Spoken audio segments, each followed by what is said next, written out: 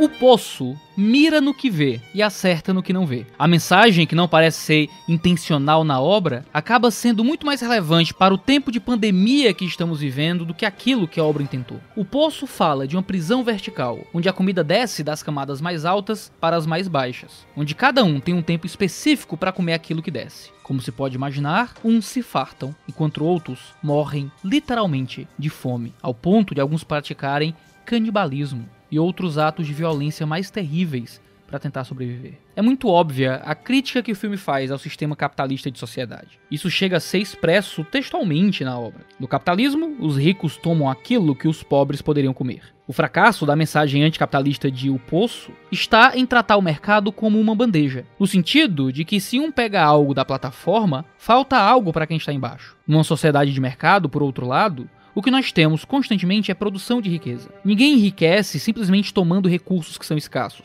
mas produzindo recursos que geram crescimento e valor. Em uma sociedade de mercado, a bandeja cresce. O número de coisas que cabem na plataforma aumenta, ao ponto de que todos podem participar, com cada vez mais riquezas e cada vez mais recursos para a sociedade, a partir do momento que umas camadas produzem algo para as outras, através de inovação, empreendedorismo, trabalho e construção de riqueza por uma sociedade de mercado. O nome disso na economia é trickle-down. As riquezas que crescem em cima acabam afetando aqueles das classes mais baixas. Ou seja, aqueles que estão mais altos do poço não comem a partir da pilhagem, mas a partir da produção. E a produção gera mais recursos para os que estão embaixo. A economia não é como uma pizza, onde pegar um pedaço maior gera menos comida para quem está com a gente. A mensagem anticapitalista de O Poço é um fracasso, é um estereótipo, é um clichê. No entanto, tem algo que O Poço nos diz que deve chamar nossa atenção. Nós estamos em um tempo de pandemia, e O Poço traz uma mensagem que ensina alguma coisa. Existem recursos na sociedade que nem sempre estão disponíveis a todo mundo. Você não consegue ter um crescimento econômico infinito a tempo bastante em todas as áreas. Esse é o caso, por exemplo,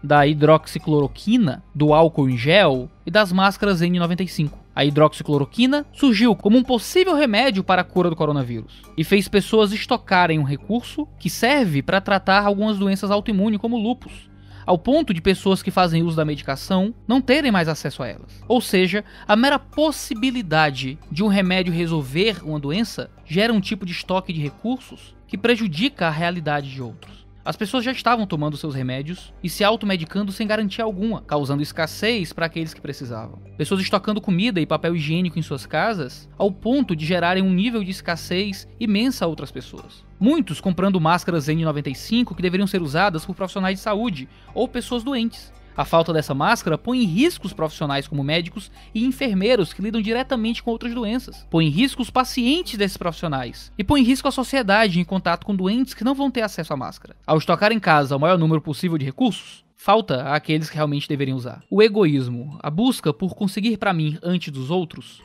gera mais do que consequências sociais terríveis. É tratado, segundo a tradição cristã, como um pecado. No filme, o egoísmo de não ter no mês seguinte por acordar no andar inferior leva pessoas a se esbanjarem nos andares superiores. O ciclo dos que estão embaixo só permanece. Goreng tenta convencer os de baixo a serem razoáveis e os de cima a serem prudentes. Seu companheiro de andar, Trimagasi, diz que os de baixo não vão ouvir porque estão embaixo e os de cima também não, porque estão em cima. A crítica é que os de baixo, para não se sentirem inferiores, não ouvem os de cima, e os de cima, por se acharem superiores, não atendem os de baixo. Goreng passa por vários andares, chegando à beira da loucura quando está no 202. Como é de se esperar, não chega nenhuma comida lá, e Trimagasi o amarra na cama para que depois de um tempo venha se alimentar da carne de seu companheiro. O ser humano continua sendo egoísta e disposto a prejudicar aqueles que estão no mesmo nível para sobreviver. Não é simplesmente uma questão de estar em cima ou embaixo. É uma luta por sobrevivência, disputada com as armas do egoísmo. É o famoso antes ele do que eu. Todos são egoístas, todos pensam em si. E descobrimos mais à frente na trama que se cada um comesse apenas o que precisava, todos teriam comida. Goreng conhece outros 3 personagens: Miharu, a assassina que todo dia vai em busca da filha, e Mogiri, uma psicóloga que está em processo de metástase e se entrega ao poço, e Bharat, o religioso fideísta. E Mogiri, como a psicóloga que já trabalhou para a administração do poço, disse que a ideia era gerar uma solidariedade espontânea, onde uns pensassem nos outros. Mas ela acaba frustrada ao tentar convencer os de baixo a serem solidários. Goreng parte para uma tentativa de coerção argumentativa, mas também falha, porque no mês seguinte ele acorda em um andar inferior. Com Bharat, ele acorda do nível 6, um andar onde ainda chega muita comida, mas decide descer em todos os andares usando de coerção física para tentar gerar solidariedade, deixando de ser solidariedade e se tornando medo de punição. Eles conhecem um velho numa cadeira de rodas que diz que eles precisam de um símbolo,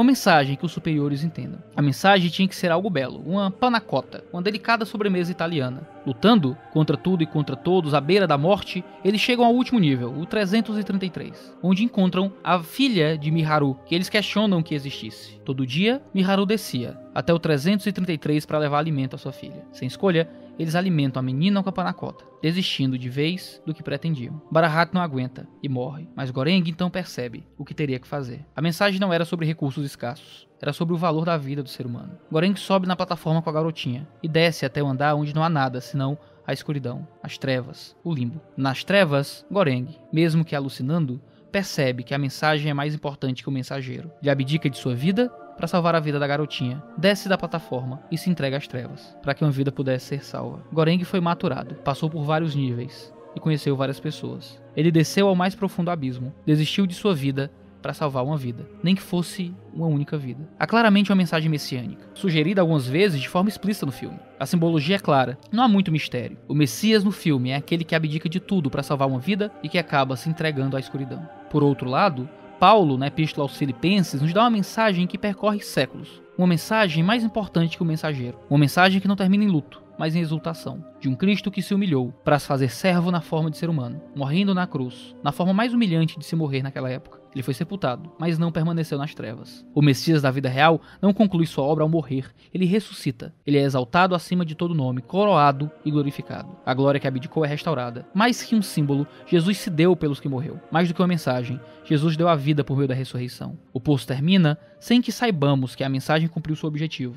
Mas da cruz ainda ecoa o brado de está consumado. Sua mensagem é o grito que percorre eras. Ela não salva os que parecem puros, mas ela salva os egoístas que não pensam nos outros. As trevas não detiveram nosso Senhor, o Sheol não o conteve, ele não permaneceu no Hades. A morte morreu, o pecado foi purificado. A fome dará lugar à fartura, a luta dará lugar à paz, as disputas darão lugar à comunhão. Por enquanto temos várias aflições, circunstâncias desesperadoras, perigos iminentes, medo da fome, medo da recessão, medo da pandemia. Mas Cristo olha dos céus para nós de seu trono. Ele se levantará, tomando seu cetro e empunhando sua espada, para caminhar em direção aos céus abertos e descer à terra, para, juntando todos os crentes, reinar com eles e julgar a todos os descrentes. Ele estenderá o seu cetro e a paz se fará. Ele usará sua espada e a justiça será feita. No fim do seu trono e cercado por multidões, ceando em abundância, ele verá o fruto do seu penoso trabalho e se alegrará. Em tempos de egoísmo e pandemia, é tempo de lembrar da obra perfeita do Deus que se humilhou por nós.